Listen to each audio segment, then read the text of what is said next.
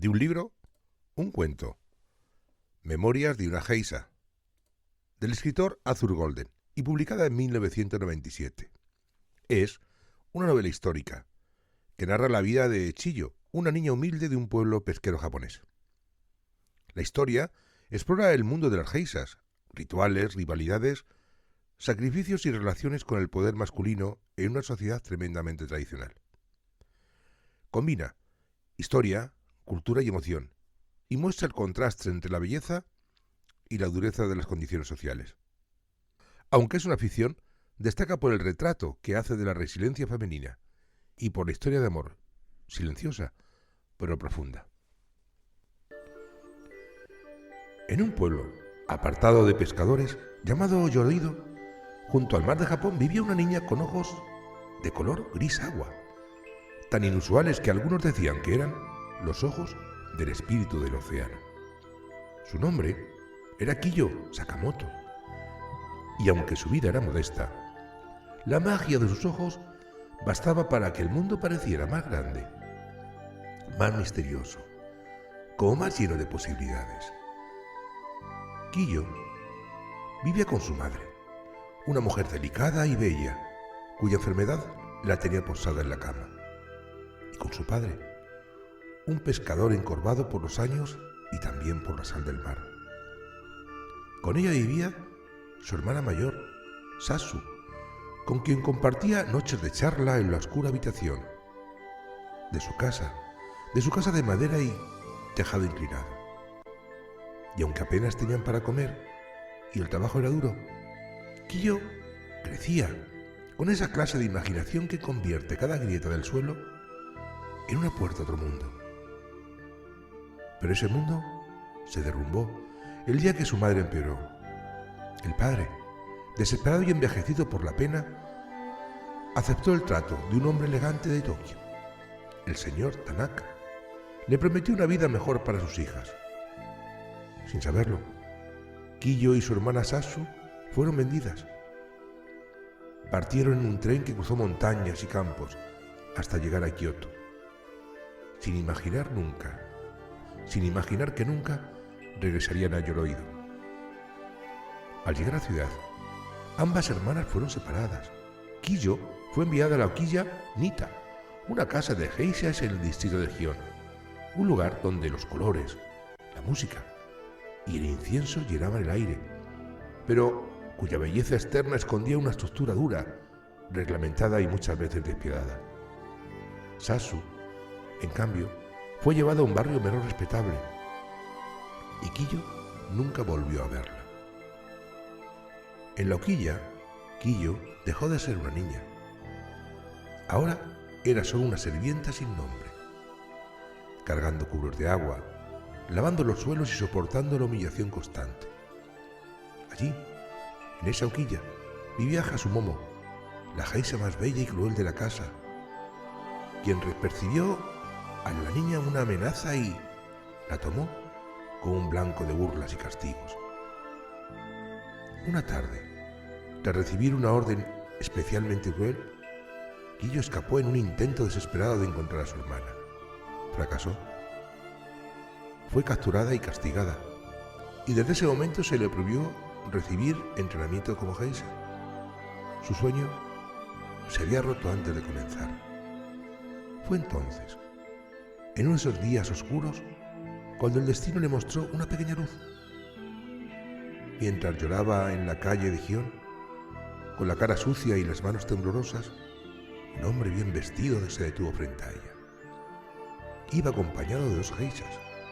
Se agachó, le ofreció un pañuelo limpio y un dulce de arroz.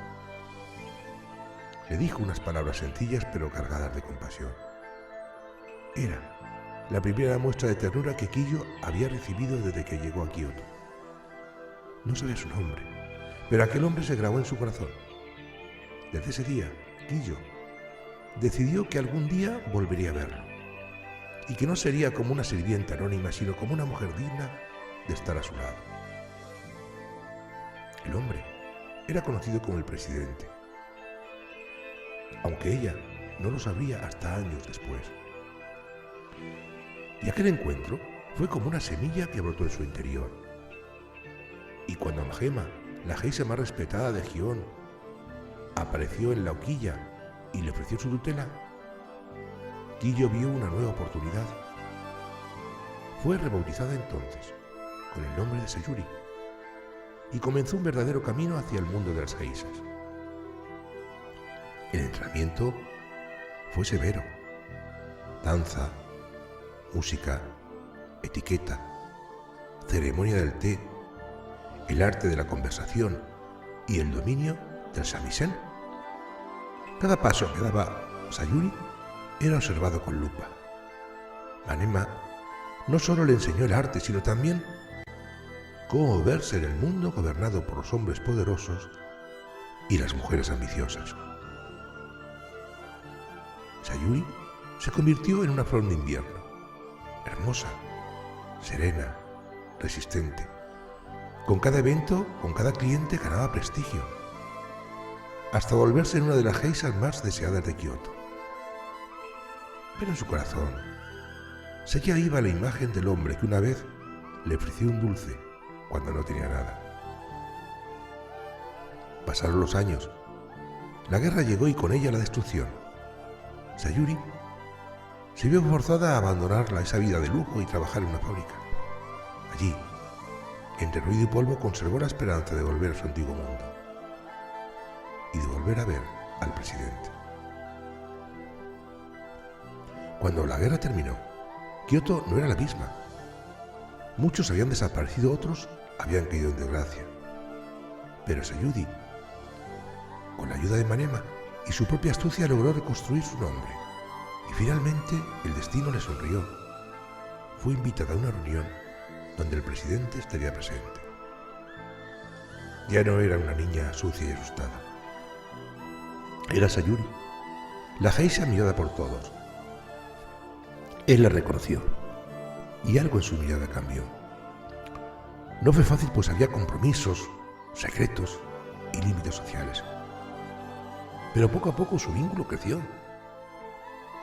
En una ceremonia íntima de té, rodeados del silencio del jardín y del murmullo del agua, el presidente le confesó sus sentimientos. Le dijo que desde aquel día en que encontró a una niña llorando en la calle, nunca la había olvidado. Fue un momento de lágrimas, de años callados que por fin encontraron palabras. Sayuri encontró el amor no en el escándalo ni en la gloria, sino en la certeza silenciosa de ser amada por quien había soñado de niña. Y aunque su relación debía mantenerse discreta, ella ya no era solamente una figura de porcelana en un kimono, sino una mujer completa, que había danzado entre sombras y luces para alcanzar su propia verdad. Y así, Sayuri vivió con dignidad, belleza y una historia que, como el kimono más delicado, guardaba hilos de tristeza, de deseo y redención. Su danza, la danza de una geisha, fue también una danza de una vida marcada por la voluntad de soñar, incluso cuando todo estaba perdido. Que tengas un feliz día.